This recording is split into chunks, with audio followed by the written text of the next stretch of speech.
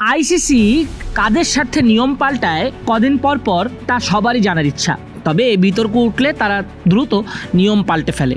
ক্রিকেটের নিয়মও এভাবে অনেক পাল্টেছে। সেই ধারাবাহিকতায় এবার ক্যাচের নিয়মে বদলাচ্ছে বাউন্ডারির বাইরে উড়ন্ত ক্যাচের নিয়ম। কঠিন হবে ফিল্ডারদের কাজ। নতুন নিয়মটা কি আসলে? বাউন্ডারি লাইন ঘেঁষে দাঁড়িয়ে থাকা ফিল্ডারের হাতে জমা পড়েছে আকাশ ছোঁয়া শট। লাইনের বাইরে চলে যেতে যেতে বল ছুড়ে দিয়ে আবারও মাঠের মধ্যে ঢুকে এসে ক্যাচ লুফে নিচ্ছেন ফিল্ডার। ক্রিকেট মাঠে এমন দৃশ্য হর হামেশাই দেখা যায়। এই ঘটনায় ক্রিকেটের নিয়ম মেনেই আউট দেওয়া হয় ব্যাটারকে, কিন্তু এবার আর সেটি হবে না।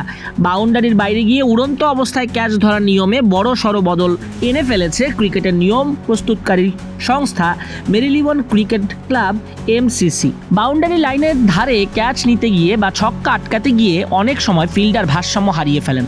তখন বলটি উপরে ছুড়ে দিয়ে সীমানা পেরিয়ে যান।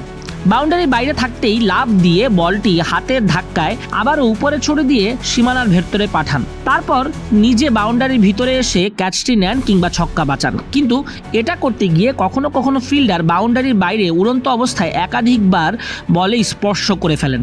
মেরিলেবোন ক্রিকেট ক্লাবের নতুন নিয়ম অনুযায়ী এভাবে ক্যাচ নেওয়া বা ছক্কা বাঁচানো আর বৈধ থাকছে না। বাউন্ডারির বাইরে উড়ন্ত অবস্থায় আর বলের একাধিকবার স্পর্শ করতে পারবেন না ফিল্ডার। নতুন নিয়মে বলা হচ্ছে একজন ফিল্ডার বাউন্ডারির বাইরে লাফিয়ে শুধু একবারই বল স্পর্শ করতে পারবেন। এরপর সীমানার ভেতরে ঢুকে তাকে ক্যাচ নিতে হবে। উড়ন্ত অবস্থাতে একাধিকবার বল স্পর্শ করা যাবে না। 2023 সালে বিগ ব্যাশে এমন একটা ক্যাচ নিয়েই বিতর্ক উঠেছিল। সিডনি সিক্সার্সের বিরুদ্ধে ব্রিসবেন হিটের ম্যাচ চলাকালীন ওই ক্যাচ নিয়ে বিতর্কের পরই নিয়ম বদলে ফেলার তোড়জোড় শুরু হয়।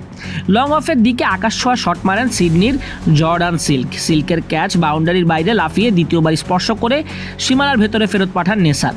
শূন্যে লাফিয়ে বলটা দ্বিতীয়বার স্পর্শ করে তিনি সীমানার বাইরেই পা রাখেন এবং দৌড়ে ভেতরে ঢুকে ক্যাচটা নেন।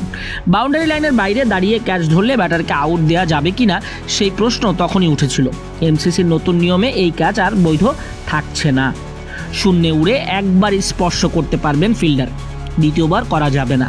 উদাহরণ হিসেবে বলা যায় 2024 টি-20 বিশ্বকাপে সূর্য কুমার যাদবের যে ঐতিহাসিক ক্যাচটা ছিল সেটা বৈধ থাকবে। সেক্ষেত্রে অবশ্যই দ্বিতীয়বার বলে স্পর্শ করার সময় ফিল্ডারের পুরো শরীর সীমানার ভিতরেই থাকতে হবে। এমসিসির নতুন নিয়মে এটা যুক্ত হয়েছে। আগামী সপ্তাহে আইসিসির প্লেইং কন্ডিশনে যুক্ত হয়ে যাবে এবং নতুন এই নিয়ম আগামী অক্টোবর থেকে কার্যকর হবে, এমনটাই শোনা যাচ্ছে।